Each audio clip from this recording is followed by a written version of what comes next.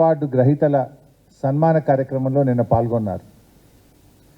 ఆ కార్యక్రమంలో మాజీ ఉపరాష్ట్రపతి వెంకయ్య నాయుడు గారు, చిరంజీవి గారు, పలువురు వక్తలు రాజకీయాల్లో వ్యక్తిగత దూషణలు ఉండొద్దని, విలువలు పెంచే విధంగా ఉండాలని చెప్పి అక్కడ సూచనలు చేశారు.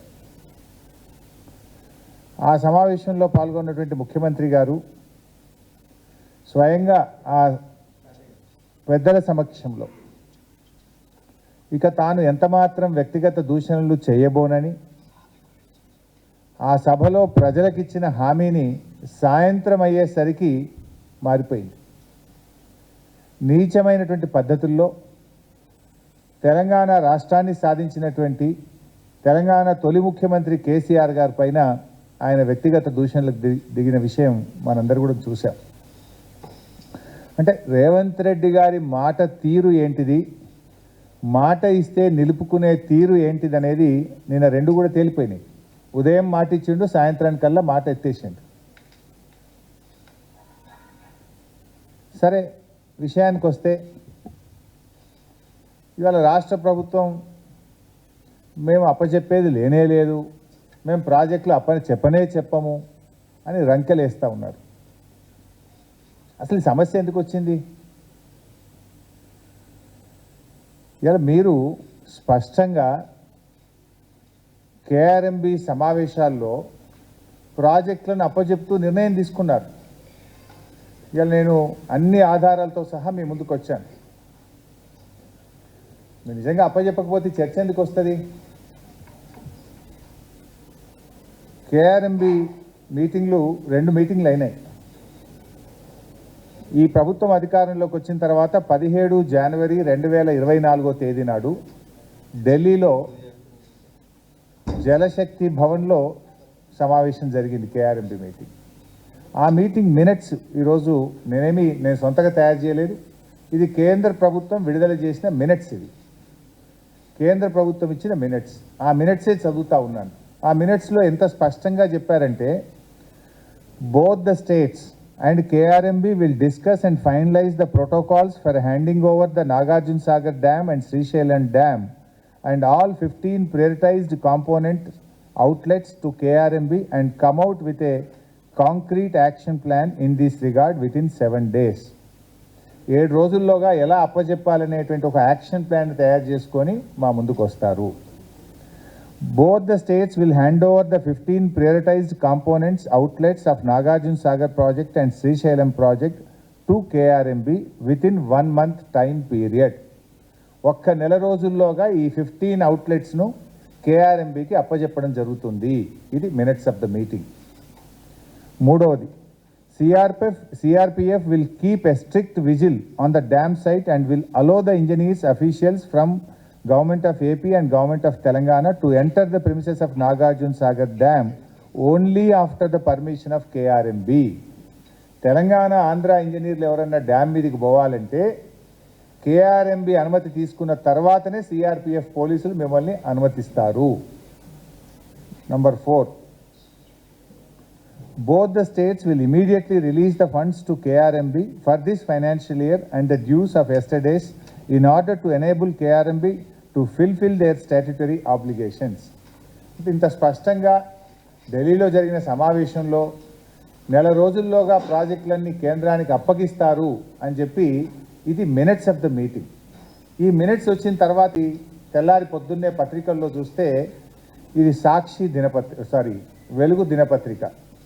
ఇందులో కేఆర్ఎంబికి ఓకే చెప్తేనే శ్రీశైలంలో కరెంటు ఉత్పత్తి, నిర్వహణ బాధ్యత కేఆర్ఎంబికి ఇచ్చేందుకు ఓకే చెప్పిన అధికారులు, ఫలితంగా ఏపీకి లాభం, తెలంగాణకు నష్టం జరిగే ఛాన్స్. ఇది పత్రికలో స్పష్టంగా వచ్చింది. వచ్చిన మరుసటి రోజు 18వ తేదీ రాష్ట్ర ప్రభుత్వం ఏమైనా స్పందిస్తుందేమో నేను వెయిట్ చేసిన. ప్రభుత్వం నుంచి ఖండన లేదు, స్పందన లేదు.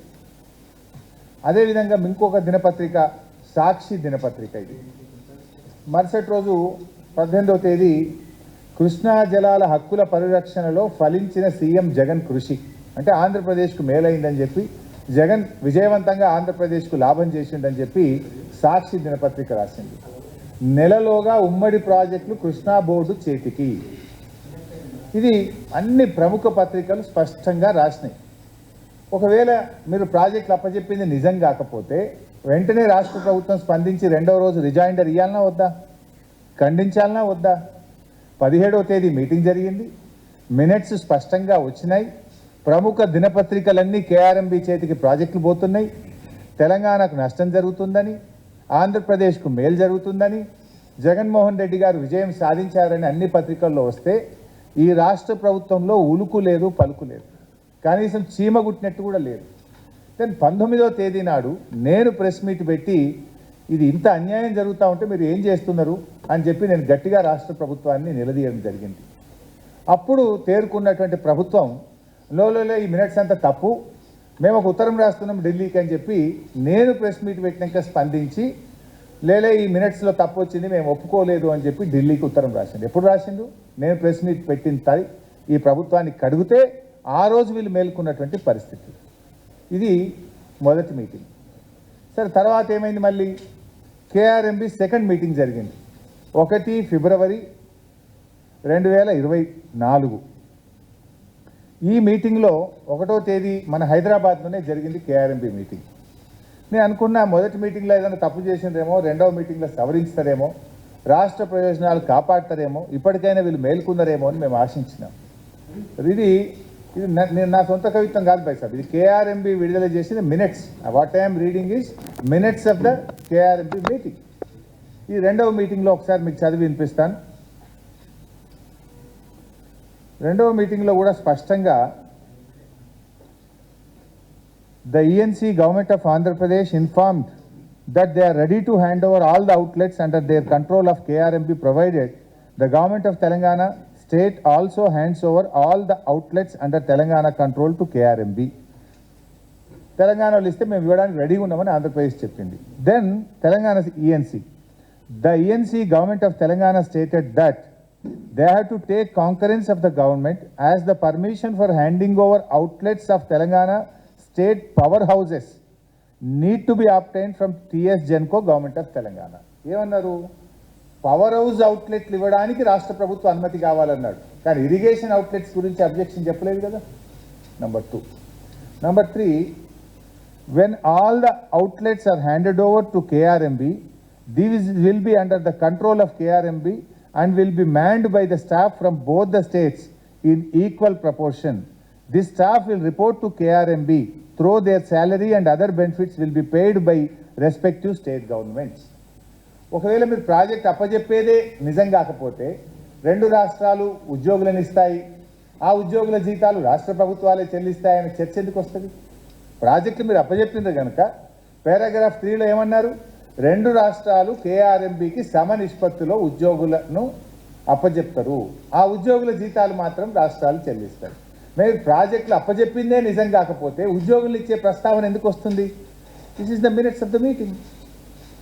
నెంబర్ 2, ఇంకా మంచిగా వీడియోలోనే వినండి, వాళ్ళ మాటలుగా నేను చెప్పింది కాదు. You can listen their words. వాళ్ళు రెండవ కేఆర్ఎంబి మీటింగ్ జరిగిన తర్వాత బయటకు వచ్చి ఆంధ్రప్రదేశ్ ఈఎన్సీ గారు, తెలంగాణ ఈఎన్సీ గారు మీడియాతో మాట్లాడారు. ఏం మాట్లాడారో ఒకసారి దయచేసి మీరే వినండి. To hand over monitoring and water resources of 15 outlets which are identified on both the reservoirs. దానికోసం స్టాఫ్ని ఎవరైనా పెట్టాలని దాని మీద so representation from both sides ఉంటారు. మళ్ళీ 3 మెంబర్ కమిటీ రికమెండేషన్స్ ప్రకారము కేఆర్ఎంబి రిలీజ్ ఆర్డర్స్ను ఇంప్లిమెంట్ చేయడము, ఎన్షూర్ చేయడము వాళ్ళ బాధ్యత అవుతుంది. ఏదైనా సడన్గా ఇఫ్ దేర్ ఆర్ చేంజెస్ అంటే రిలీజ్ ఆర్డర్ ఇచ్చిన తర్వాత ఆ వాటర్ అవసరం లేకుండా పోయితే ఏదైనా స్టేట్కి, ఎందుకంటే సడన్గా వర్షాలు రావచ్చు, అప్పుడు నీళ్ళను సేవ్ చేయడానికి ఏదైనా ఇష్యూస్ ఉంటే కూడా ఇమీడియట్గా 3 మెంబర్ కమిటీలో ఉన్న any member from any state represent చేస్తే accordingly modifications will also be taken up. Seasonal ఇప్పుడైతే 3 మ్యాన్ కమిటీ ప్రకారమే ప్రాజెక్ట్ ఆపరేట్ అవుతుంది. బట్ ఆపరేటింగ్ పార్ట్ మొత్తం కేఆర్ఎంబికి తీసుకునేటట్టు ఈరోజు నిర్ణయం జరిగింది. కేఆర్ఎంబికి కావాల్సిన స్టాఫ్ కానీ both states Telangana and AP వాళ్ళు మేము మా స్టాఫ్ వాళ్ళకి ఇస్తాం ఆపరేషన్కు. Water releasing quantum, water releasing schedule as per 3-man committee decision జరుగుతుంది. విన్నారు కదా బయట రెండు రాష్ట్రాల ఈఎన్సీలు మీటింగ్ జరిగిన తర్వాత బయటకు వచ్చి వీడియో కూడా మీకు పంపిస్తాను. ఆంధ్రప్రదేశ్ ఈఎన్సీ గారు స్పష్టంగా కాంకరెన్స్ అనే పదం వాడింది. అంటే ఇద్దరు ఈఎన్సీలు కూడా బయటకు వచ్చిన తర్వాత కేఆర్ఎంబికి ప్రాజెక్టులు అప్పచెప్తాం, ఉద్యోగులను అప్పచెప్తాం, నిర్వహణ అంతా కూడా కేఆర్ఎంబి చూసుకుంటుందని అంత స్పష్టంగా చెప్పినారు. దీన్ని బట్టి ఒక విషయం ఏమర్థమైంది, ప్రాజెక్టుల విషయంలో ఎవరెన్ని మాటలు చెప్పినా 10 ఏళ్లలో కేసీఆర్ గారి ప్రభుత్వం కేఆర్ఎంబికి ప్రాజెక్టులు అప్పచెప్పలేదు. కానీ వచ్చిన 2 నెలల్లోనే మీరు అవగాహన రహిత్యంతో, తొందరపాటుతో మీరు ఇలా మన తెలంగాణ ప్రాజెక్టులను ఢిల్లీ చేతిలో పెట్టి అడుక్క తినే పరిస్థితి తెచ్చినారు మీరు. Is it not your failure? కానీ దురదృష్టం ఏంటంటే ఆ ఫెయిల్యూర్ను కప్పుకోవడానికి, అంటే ఆ ఫెయిల్యూర్ను ఒక తప్పును కప్పిపుచ్చుకోవడానికి మరిన్ని తప్పులు చేసే విధంగా ఒక అబద్ధాలు మాట్లాడడం, ఎదురుదాడికి దిగడం, దుర్భాషలు ఆడడం, ఇది ఒక ముఖ్యమంత్రికి తగునా అని నేను అడుగుతా ఉన్నా. సరే, వ్యక్తిగతంగా రాజకీయాలు, ఎలక్షన్లు, ఓట్లు, సీట్లు అంటే ఎంతైనా తిట్టుకుందాం, ఓకే, కొట్లాడదాం. కానీ ఇది రాష్ట్ర ప్రయోజనాలు, ఇది జాతి భవిష్యత్తు, ఈ రాష్ట్ర ప్రజల భవిష్యత్తును ఫలంగా పెట్టొద్దని నేను ముఖ్యమంత్రి గారిని కోరుతా ఉన్నా. భేషజాలు కాదు కావాల్సింది, మనము రాజకీయాలకు అతీతంగా రాష్ట్ర ప్రయోజనాలు కాపాడాలి. అన్ని అబద్ధాలు. అంటే ఇలా అబద్ధాల పునాదుల మీద ప్రభుత్వాలు నడపాలనడం అనేది కరెక్ట్ కాదు. ప్రభుత్వాలు ప్రజల కోసం పనిచేయాలి, రాజకీయాల కోసం కాదు. అట్లా మీరు నిన్న పలు అంశాలను కూడా నేను మీ దృష్టికి తేవాలనుకుంటా ఉన్నా. ఒక అంశం మీరు చూస్తే,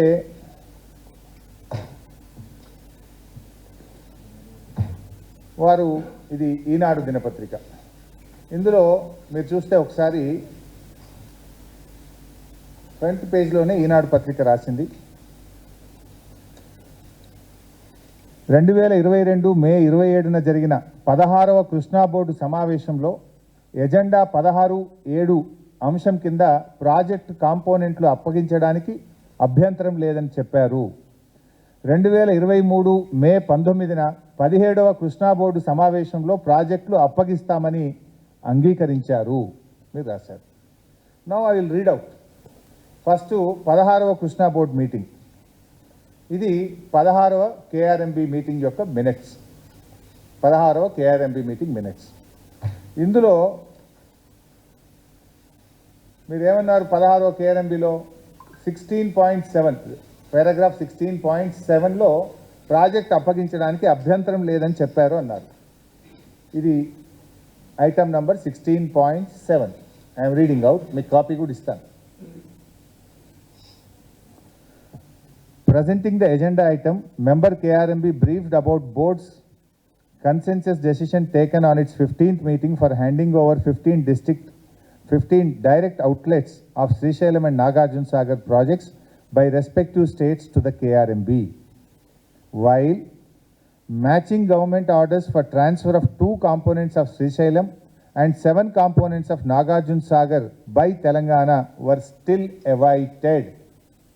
ఆంధ్రప్రదేశ్ ఒప్పుకున్నది, కానీ తెలంగాణ రాష్ట్ర ప్రభుత్వం మరి శ్రీశైలం మీద ఉన్న 2, సాగర్ మీద ఉన్నటువంటి 7 కాంపోనెంట్స్ను ట్రాన్స్ఫర్ చేసే విషయంలో ఇంకా ఉత్తర్వులు ఇవ్వలేదు. తెలంగాణ ప్రభుత్వం యొక్క ఆర్డర్స్ ఆర్ స్టిల్ అవైటెడ్.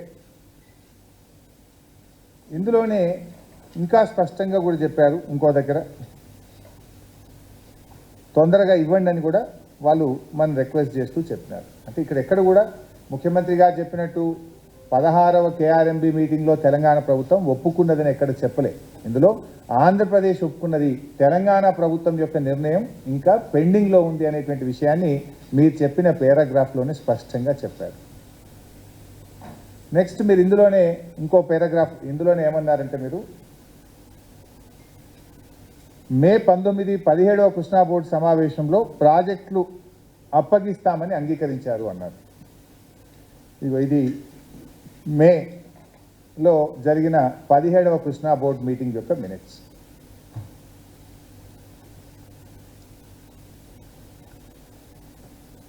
ఇందులో నేను page number 10 paragraph 17.11 Government of AP has already issued directions for handing over a total of 6 prioritized components of Srisailam and Nagarjuna Sagar project under their control to KRMB on 14/10/2021, GO number 54, GO number 17 respectively, as per the decisions taken by the 15th board meeting.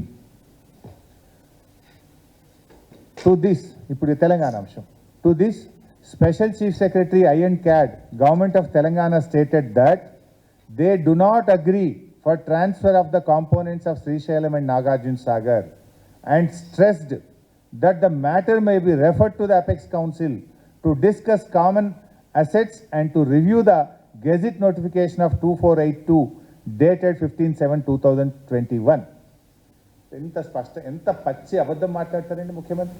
ఒక ముఖ్యమంత్రి ఇంత పచ్చి అబద్ధం ఎంత స్పష్టంగా ఇవ్వాలి. దినపత్రికలో ఈ పత్రిక చదివిన పాఠకుడు ఏమనుకోవాలి? ఈనాడు దినపత్రిక చదివింది ఒక రాష్ట్ర ముఖ్యమంత్రి మాట్లాడితే నిజమని అనుకుంటారా అనుకోరా? భవిష్యత్తులో మీరు కూడా జర్నలిస్టులతో కూడా మనం ఏంటంటే ఆయన మాటలు చెక్ చేసుకొని మీరు రాయాల్సిన పరిస్థితి. ఎందుకంటే మన క్రెడిబిలిటీ పోతుంది, పత్రికల క్రెడిబిలిటీ పోయే ప్రమాదం ఉన్నది. ఒక ముఖ్యమంత్రి మాట్లాడినప్పుడు ఒక ప్రముఖ దినపత్రికలు ఏమైంది వల్ల ఆయన so and so 17th board మీటింగ్లో తెలంగాణ ప్రభుత్వం ఒప్పుకున్నది అని చెప్పింది. 17th బోర్డు మీటింగ్లో ఎంత గట్టిగా చెప్పిండు తెలంగాణ ఇరిగేషన్ స్పెషల్ సిఎస్, మేము ఒప్పుకునే సమస్యే లేదు, ఈ సమస్యను పూర్తిగా చర్చించడానికి అపెక్స్ కమిటీకి అంటే ఇద్దరు ముఖ్యమంత్రులు కేంద్ర జలవనరుల మంత్రి అధ్యక్షతన జరిగే సమావేశానికి రెఫర్ చేయండి. ఈ కేఆర్ఎంబి ఇచ్చిన ఆర్డరే తప్పు, ఈ ఆర్డర్ మీదనే పూర్తిగా రివ్యూ చేయాల్సిన అవసరం ఉంది, మేం ప్రాజెక్టులు అప్పచెప్పే సవాలే లేదు అని చెప్పి ఆ రోజు అప్పటి ప్రభుత్వం అంత స్పష్టంగా చెప్పింది. మరి ఇంత పచ్చి అబద్ధాలు పట్టపగలు సెక్రటరియట్లో కూర్చొని ఒక ముఖ్యమంత్రి గారు మాట్లాడడానికి తగునా? ఇంత ఇంత ఇంత దుర్మార్గమా? ఇంత స్పష్టంగా ఇంకా 50-50 వాటర్ రేషియో ఇవ్వాలని కూడా ఉంది. This is the meeting of the 17th KRMB meeting.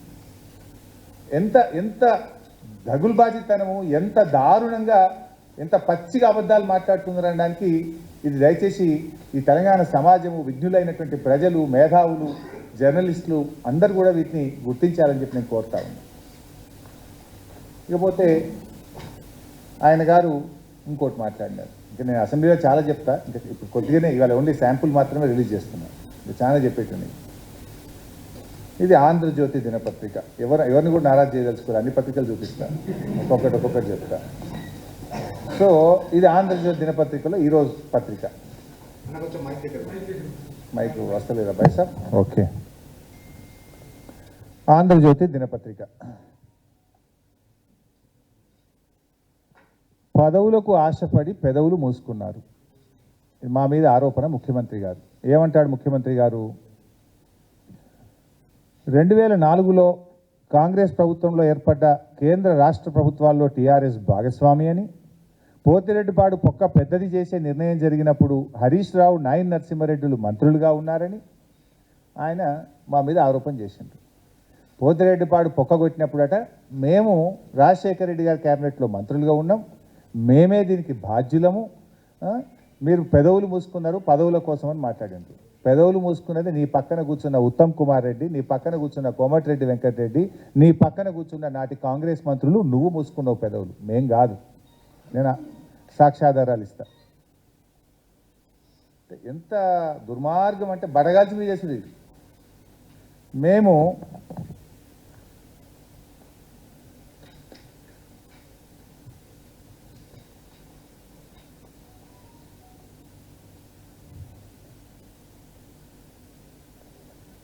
బైసాబ్ ఈ 2 జీవోలు పోతిరెడ్డిపాడు ప్రాజెక్టును పొక్క పెద్దగా చేయడానికి ఆనాటి ఆంధ్రప్రదేశ్ ప్రభుత్వంలో వైఎస్ రాజశేఖర రెడ్డి గారు తెచ్చిన జీవోలు. GO number 170 13/9/2005. మంచిగా వినండి బైసాబ్, 13/9/2005. ఈ జీవోలో కొంచెం తప్పు ఉందని దీన్ని కరెక్షన్ చేసి ఇంకో జీవో తెచ్చినారు.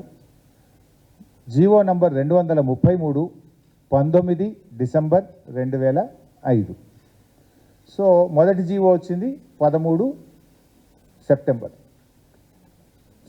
2005కి వచ్చింది. మరి మేము మంత్రులుగా ఎప్పుడు రాజీనామా చేసినాం బైసాబ్? ఇది కూడా మళ్ళా, ఎందుకంటే ఆంధ్రజ్యోతి చూపించిన కనుక ఆంధ్రజ్యోతి చూపిస్తా. కాంగ్రెస్ సంకీర్ణంతో టీఆర్ఎస్ తెగదెంపులు. ఇది ఏ రోజు పత్రిక? జూలై 5, అంటే జూలై 4వ తేదీ, జూలై 4, 2005 జూలై నెలలోనే మేము ఆనాటి కాంగ్రెస్ ప్రభుత్వం తెలంగాణకు అన్యాయం చేస్తుందని గడ్డిపోచల్లాగా మా పదవులు వదులుకొని బయటకు వచ్చింది మేము. ఆ రోజు మేము ఏ అంశాల మీద రాజీనామా చేసినాం? ఇక్కడనే ఉంది పక్కన. 610 జీవో అమలు చేయడం లేదు కనుక రాజీనామా చేస్తున్నాం. పులిచింతల తెలంగాణను ముంచి ఆంధ్రాకు నీళ్లు పారిస్తున్నావు గనక తెలంగాణకు అన్యాయం చేసే పులిచింతల ప్రాజెక్టు కడుతున్నాం కనుక రాజీనామా చేస్తున్నాం. తెలంగాణ ఉద్యమ పవిత్రత కాపాడడం కోసం రాజీనామా చేస్తున్నాం. తెలంగాణ ప్రాంతానికి వైఎస్ రాజశేఖర రెడ్డి గారు అన్యాయం చేస్తున్నారు కనుక రాజీనామా చేస్తున్నాం. నక్సలైట్లతో చర్చలు జరగాలంటే మీరు ఎన్కౌంటర్లు చేస్తున్నారు కనుక రాజీనామా చేస్తున్నాం. ఆ రోజు తెలంగాణ ప్రజల ప్రయోజనాల కోసం మేము జూలై 4, 2005 మేము రాజీనామా చేసినాం. పోతిరెడ్డిపాటి జీవో ఎప్పుడు వచ్చింది బైసాబ్? 13 సెప్టెంబర్ 2005. జూలై అంటే జూలై, ఆగస్ట్, సెప్టెంబర్. మేము రాజీనామా చేసిన 3 నెలల తర్వాత పోతిరెడ్డిపాటి జీవో వచ్చింది. నేను ఏమన్నారు రేవంత్ రెడ్డి గారు? పోతిరెడ్డిపాడు పొక్కగొట్టేటప్పుడు హరీష్ రావు, నాయన నరసింహారెడ్డి మంత్రులుగా ఉన్నారు అన్నాడు. నేను పాపం ఆయనకు ఆ స్క్రిప్ట్ రైటర్లు, డైలాగ్ రైటర్లు సరిగా లేనట్టున్నారు. కొంచెం బ్యాక్ ఆఫీస్ సరి చేసుకోవాలి ఆయన. ఏమవుతుంది ఇప్పుడు? ఆయన విలువ తగ్గుద్దా, నా విలువ తగ్గుద్దా? ప్రజలు ఏమనుకోవాలి రేపు? ఇంత పచ్చి అబద్ధాలు మాట్లాడొచ్చునా? మేము అప్పటికే 3 నెలల ముందే మా మంత్రి పదవులను తెలంగాణ ప్రజల కోసం, తెలంగాణ ఉద్యమం కోసం ఏడాది కాలంలోనే పదవులు వదులుకున్న చరిత్ర మాది. పదవుల కోసం పెదవులు మూసుకున్నది, పదవుల కోసం పార్టీలు మారిన చరిత్ర నీకు, నీ మంత్రివర్గ సభ్యులకు ఉన్నది, మాకు లేదు. నువ్వు మమ్మల్ని మాట్లాడినప్పుడు డెఫినెట్గా మేము సమాధానం చెప్పాలి కదా. ఇప్పుడు ఎవడు పెదవులు మూసుకున్నాడు? పదవుల కోసం అమ్ముడు పోయినోడెవడు? పదవుల కోసం పార్టీలు మారినోడెవడు? పదవుల కోసం ప్రజల కోసం త్యాగాలు చేసినోడెవడు?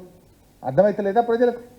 అంతేకాదు, ఇది అసెంబ్లీ, ఆంధ్రప్రదేశ్ లెజిస్లేటివ్ అసెంబ్లీ సోమవారం అక్టోబర్ 3, 2005. ఆయన నిన్న మాట్లాడతాడు, ఓ మా పీజేఆర్ గారు కొట్లాడారు. Yes, I agree. ఒకే ఒక్కడు కొట్లాడిండు పీజేఆర్. మీరందరూ పెదవులు మూసుకున్నారు. నువ్వు తెలుగుదేశంలో ఉన్నావు, మిగతా నీ క్యాబినెట్ సహచరులంతా కాంగ్రెస్ పార్టీలో ఉండి పెదవులు మూసుకున్నారు. కొట్లాడింది మేము. మాతో పాటు గొంతు కలిపినోడు ఆనాడు కాంగ్రెస్ పార్టీలో ఒక్కడే. కానీ ఆయన ఏ రకంగా మాట్లాడినా, మేము మంత్రులుగా ఉండి మేము పెదవులు మంత్రులుగా మేము లేము. అంతకు 3 నెలల ముందే రాజీనామా చేసినాం. రాజీనామా చేసి ఊరుకోలే మేము. అసెంబ్లీలో పేగులు దిగదాకా కొట్లాడినాం. అడ్జర్న్మెంట్ మోషన్ ఇచ్చినాం. I read out the adjournment motion. ఇది అసెంబ్లీ రికార్డు, అసెంబ్లీ నుంచి తెచ్చిందే కాపీ, నా సొంత కవిత్వం కాదు. This is in the record of assembly, మీరు చెక్ చేసుకోండి. అక్టోబర్ 3, 2005 మేము అడ్జర్న్మెంట్ మోషన్ ఇచ్చాం. అప్పుడు మా సభానాయకుడు డాక్టర్ విజయరామారావు గారు, I will read out.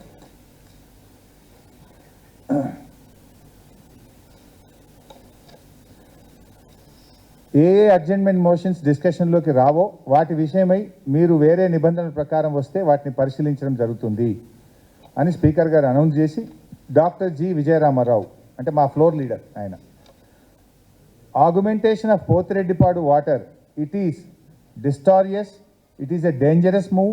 The government decision is adversely affecting the interests of Telangana and Delta region.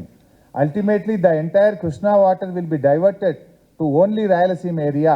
In future, there will not be any amount of water available to either Telangana or Delta area.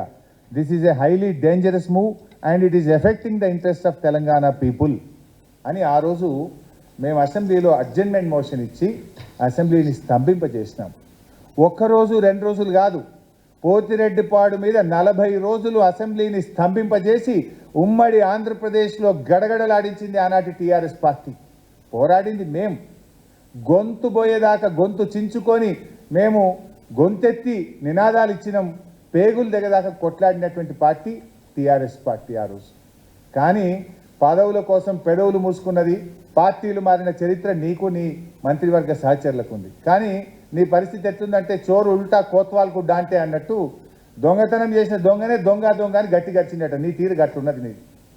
ఎవరు ఇప్పుడు అర్థమవుతలేదు. ఇంతకంటే సాక్ష్యాధారం ఏం కావాలి?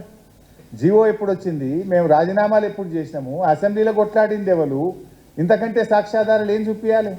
అంటే నువ్వు ఈ రకంగా ఇలా ఒక తప్పుదో పట్టించే విధంగా అర్ధ సత్యాలను, అబద్ధాలను ఒక ముఖ్యమంత్రి అయి ఉండి సచివాలయం నుంచి మాట్లాడడం తగునా అని చెప్పి నేను అడుగుతా ఉన్నా.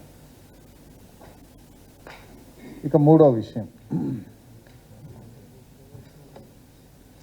సాక్షి దినపత్రిక. అంటే అందరికీ న్యాయం చేస్తా అని చెప్పిన కదా bye sir. Sakshi, I will read out. ఇందులో సాక్షి దినపత్రికలో ఈరోజు గత ఏడాది మే 19న జరిగిన కృష్ణా బోర్డు 17వ సమావేశంలో ప్రాజెక్టులు అప్పజెప్పేందుకు ఒప్పుకుంటూ కేసీఆర్ స్వయంగా సంతకాలు చేశాడు. ఇప్పుడే చదివాను 17వ బోర్డు మీటింగ్ మీకు. This is 17th board meeting by sir. ఇందులో సరే మొదలేమో అప్పజెప్పడానికి నిర్ణయం అయింది, దాని మీద కేసీఆర్ సంతకము పెట్టిండు అన్నాడు. సరే, ఇందాక నేను చదివిన అప్పజెప్పడానికి నిర్ణయం కాలేదు. అప్పజెప్పకుండా తెలంగాణ నుంచి ఆ రోజు హాజరైనటువంటి స్పెషల్ చీఫ్ సెక్రటరీ గారు పేరా నంబర్ 17.11లో ఏం చెప్పారో చెప్పాను నేను. మళ్ళీ చదువుతాను. To this special chief secretary I&CAD government of Telangana stated that they do not agree for transfer of the components of Srisailam and Nagarjuna Sagar and stressed that the matter may be referred to the Apex Council to discuss common assets and the review of Gazette notification 2842. First of all అప్పచెప్పలేదు. ఆయన ఇంకో అబద్ధం ఏం మాట్లాడిండు, కేసీఆర్ స్వయంగా సంతకం పెట్టిండు. ఈ మినిట్స్లో ఎవరెవరు మీటింగ్ అటెండ్ అయినరో కూడా ఉంటుంది బై సార్ లాస్ట్ పేజ్లో. ఇందులో పేజ్ నంబర్ 21 ఇది list of the participants of the 17th meeting of Krishna river management board held on 10th May 2023. ఇందులో ఎవరు అటెండ్ అయ్యారు, కేఆర్ఎంబికి వెళ్ళి Nandakumar chairman, Raipur member secretary, ఇట్లా ఒక 29 మంది కేఆర్ఎంబి పేర్లు ఉన్నాయి. Government of Andhra Pradesh Shashibhushan IAS, Narayana Reddy 12 పేర్లు ఇంజనీర్లు అయి ఉన్నాయి. Government of Telangana doctor Rajat Kumar IAS special chief secretary, C Muralidhar ENC, Mohan Kumar chief engineer, ఇట్లా 29 మంది తెలంగాణకి వెళ్ళి ఎవరెవరు పాల్గొన్నారో ఇందులో ఉన్నారు. కేసీఆర్ మీటింగ్కే పోలే, మీటింగ్లో ఎవరు పాల్గొన్నారో ఇందులో ఉన్నది. ఈ ముఖ్యమంత్రి కేసీఆర్ సంతకం పెట్టిండని పచ్చబద్దాలు మాట్లాడితే ఇంతకంటే జూటాకోరు ముఖ్యమంత్రి ఇంకోళ్ళు ఉంటారా? అబద్ధాలు ఆడడానికి కూడా హద్దు పద్దు ఉంటుందండి. ఇట్లా నా అబద్ధాలు ఆడేది.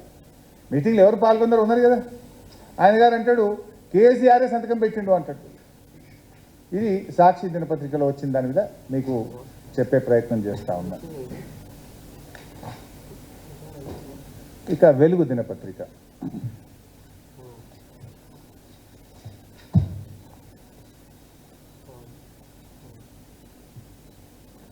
ఇందులో విభజన చట్టంలో తెలంగాణ ప్రాజెక్టును కేంద్రానికి అప్పగించాలని ప్రతిపాదిస్తే నాడు ఎంపీగా ఉన్న కేసీఆర్, కేశవరావు గారు అడ్డుకోవాల్సింది పోయి చట్టాన్ని ఆమోదించేలా ఓటేశారు.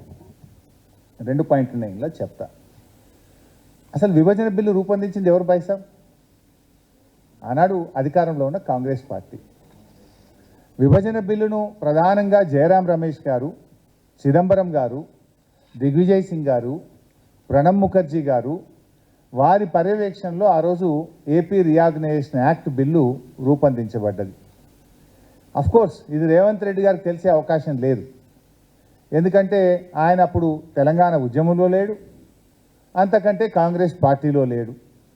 ఆయన అప్పుడు తెలంగాణ రాష్ట్ర ఏర్పాటును వ్యతిరేకిస్తూ 2 కళ్ళ సిద్ధాంతంతో చంద్రబాబు నాయుడు గారు ఢిల్లీలో ఆమరణ నిరాహార దీక్ష చేస్తే ఆమరణ నిరాహార దీక్ష శిబిరంలో ఉన్నాడు రేవంత్ రెడ్డి గారు. అందువల్ల ఆయనకు ఈ బిల్లు ఎవరు తయారు చేసిండ్రు, ఈ బిల్లును ఎవరు ప్రవేశపెట్టిండ్రు అనేది ఆయనకు తెలిసే అవకాశం లేదు. కానీ కనీసం మాట్లాడేటప్పుడు తెలుసుకోవాలి కదా బై సార్. ఇప్పుడు ఆ బిల్లు ఏంటిది? ఏపీ రీఆర్గనైజేషన్ యాక్టు తెలంగాణ రాష్ట్ర ఏర్పాటు మీద లోక్సభలో పెట్టే బిల్ అది. ఆ బిల్లులో ఎక్కడో ఒక దగ్గర కేఆర్ఎంబి అనేది ఒక పారాగ్రాఫ్ ఉండొచ్చు. మొత్తం 4 కోట్ల తెలంగాణ ప్రజలు లోక్సభలో తెలంగాణ బిల్లు పాస్ అవుతుందా పాస్ కాదా అని ఉత్కంఠతతో, నరాలు దిగే ఉత్కంఠతతో రాష్ట్ర ప్రజలందరూ చూస్తూ ఉంటే తెలంగాణ ఆమోదానికి కేసీఆర్ ఓటు వేయాలన్నా వద్దా? ఏ వితండవాదం ఇది? బిల్లు తయారు చేసింది కాంగ్రెస్ పార్టీ, బిల్లును ప్రవేశపెట్టింది కాంగ్రెస్ పార్టీ, బిల్లును ఆమోదించింది కాంగ్రెస్ పార్టీ. మీకు లేదా బాధ్యత? మరి మీకు లేదా బాధ్యత? మా మీద ఏదో నువ్వు బురదల్లి ఒక వితండవాదాన్ని నువ్వు పెట్టి అసలు ఆ బిల్లు దేంది? తెలంగాణ రాష్ట్ర ఏర్పాటును చేస్తూ లోక్సభలో పెట్టిన బిల్లు. అందులో ఏమేమి కాంపోనెంట్లు 10 కాంపోనెంట్లు ఉన్నాయి. ముందు తెలంగాణ రాష్ట్రం తీసుకోవాలన్నా మేము దీనికోసం ఆగాలనా? మోర్ దాన్ దట్ బిల్లు తయారు చేసింది కేసీఆర్ తయారు చేస్తాడా, ప్రభుత్వం తయారు చేస్తుందా? ఆనాటి కేంద్ర ప్రభుత్వం తయారు చేస్తుంది. అందరికీ తెలుసు జయరాం రమేష్ తయారు చేసిండని. కానీ దాన్ని ఏదో కేసీఆర్ చేసిండు అనే విధంగా మా మీద బుద్ధ జల్లే ప్రయత్నం. రాయలసీమ లిఫ్ట్ మీద కూడా కేసీఆర్ గారు స్పందించలేదు. అసలు రాయలసీమ లిఫ్ట్ గురించి మొట్టమొదటి స్పందించిందే బీఆర్ఎస్ ప్రభుత్వం కదా. 5 మే 2020 నాడు జీవో వస్తే వారం రోజుల లోపల 12 మే 2020 నాడు కేంద్ర ప్రభుత్వానికి కంప్లైంట్ చేసినాం. కొట్లాడింది మేము. విత్ ఇన్ డేస్, ఒక వారం లోపలనే మేము కేంద్ర ప్రభుత్వానికి చెప్పినాం. కేంద్ర ప్రభుత్వానికి లెటర్ రాయడం కాదు, apex committee meeting, second apex committee meeting, రెండవ అపెక్స్ కమిటీ మీటింగ్ జరిగితే on the face of Jaganmohan Reddy గారు కూడా మీటింగ్లో ఉన్నారు. ఆ మీటింగ్కు చైర్మన్గా గౌరవనీయులు షెకావత్ గారు కేంద్ర జలవనరుల మంత్రి ఉంటే, మెంబర్లుగా తెలంగాణ ముఖ్యమంత్రిగా కేసీఆర్, ఆంధ్రప్రదేశ్ ముఖ్యమంత్రిగా జగన్ గారు ఉన్నారు. ఆ మీటింగ్లోనే on the face of the Jagan ఆ రోజు రెండవ అపెక్స్ కమిటీ మీటింగ్లో కేసీఆర్ గారు స్పష్టంగా చెప్పారు.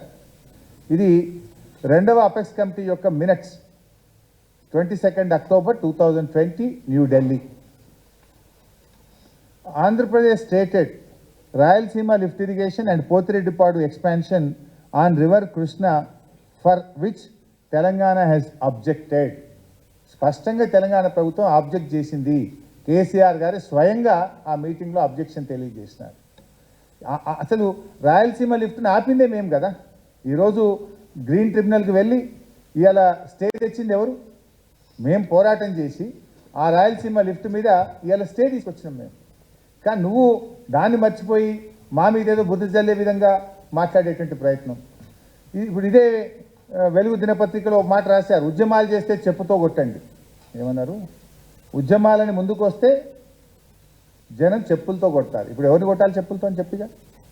ప్రాజెక్టులు ఇచ్చింది ఎవరు? వీడియో సాక్షి చూపించినాయి కదా. ప్రాజెక్టులు ఇవాళ కేఆర్ఎంబీకి అప్పచెప్పే ప్రయత్నం ఎవరు చేసిండ్రు? మినిట్స్ ఆఫ్ ద మీటింగ్ ఏం చెప్తుంది? మీటింగ్ అయిన తర్వాత ఈఎన్సీలు బయటకు వచ్చి ఏం చెప్పిండ్రు? ఇప్పుడు ఎవరిని జనం చెప్తూ కొట్టాలి? రేవంత్ రెడ్డి గారు మాకు మాట్లాడరాదా? కానీ మాకు సంస్కారం ఉంది. స్టిల్ మేము సంస్కారంగానే మాట్లాడాలనుకుంటున్నాం. మీరు సంస్కారం తప్పినా, మీరు నోరు జారినా, మీరు మమ్మల్ని రెచ్చగొట్టినా మేము రెచ్చగొప్పదలుచుకోలేదు. మేము సమాధానం చెప్తాం. తెలంగాణ ప్రజల పక్షాన మేము పోరాటం చేస్తాం. ప్రజల కోసం మేము నిలబడతాం. డెఫినెట్గా నీ 420 హామీల గురించి ప్రశ్నిస్తాం. ఈ తెలంగాణ హక్కులు, తెలంగాణ ప్రయోజనాలను కాపాడడం కోసం కూడా, ఎందుకంటే మా పుట్టుకనే తెలంగాణ, మేము పుట్టిందే తెలంగాణ రాష్ట్ర సాధన కోసం, మా ప్రయత్నమే తెలంగాణ ఉంటుంది. అందువల్ల మేము ఎక్కడ కూడా కాంప్రమైజ్ కాం. మేము అధికార పక్షమైనా, మేము ప్రతిపక్షంలో ఉన్న మాదంతా ప్రజల పక్షమే. మేము ప్రజల పక్షానే పోరాడతాం, తెలంగాణ హక్కుల కోసమే పోరాడతాం మేము. ఇకపోతే గౌరవనీయులు ఉత్తమ్ కుమార్ రెడ్డి గారు, నిన్న ఉత్తమ్ కుమార్ రెడ్డి గారు మాట్లాడుతూ అసలు ఆంధ్రప్రదేశే మంచిగుండేనట్టు ఆయనకు. ఆంధ్రప్రదేశ్లో ఉన్నప్పుడే తెలంగాణకు నీటి పంపకాల్లో అన్యాయం జరగలేదు అని చెప్పి ఆయన ఉత్తమ్ కుమార్ రెడ్డి గారు మాట్లాడితే, అసలు తెలంగాణ ఉద్యమానికి కారణమే నీళ్లు కదా. నిజంగా మీరు అన్యాయం చేయకపోతే ఉద్యమం ఎందుకు పుడుతుండే? అంటే ఆయన ఉత్తమ్ కుమార్ రెడ్డి గారు మొత్తం తెలంగాణ ఉద్యమాన్ని, తెలంగాణ అమరుల త్యాగాలను, జయశంకర్ గారు లాంటి మేధావులను కూడా కించపరిచే విధంగా, తప్పుపట్టే విధంగా నిన్న ఉత్తమ్ కుమార్ రెడ్డి గారి వ్యాఖ్యలు ఉన్నాయి. ఇప్పుడు తెలంగాణ ఉద్యమంలో ఆ రోజు కేసీఆర్ పోరాడుతుంటే మీరు ఎక్కడున్నారు ఉత్తమ్ కుమార్ రెడ్డి గారు? మీరు వైఎస్ రాజశేఖర రెడ్డి గారితో ఉన్నారు, మీరు కిరణ్ కుమార్ రెడ్డి గారితో ఉన్నారు. మీరు ఆ రోజు నల్గొండ జిల్లాను ముంచి ఆంధ్ర ప్రాంతానికి నీళ్ళు ఇచ్చే పులిచింతల ప్రాజెక్టును పోలీస్ పహారాలో దగ్గరుండి కట్టించే పనిలో ఉన్నారు ఉత్తమ్ కుమార్ రెడ్డి గారు. ఎవరు తెలంగాణ ప్రయోజనాలు కాపాడినో తెలియదా రాష్ట్ర ప్రజలకు?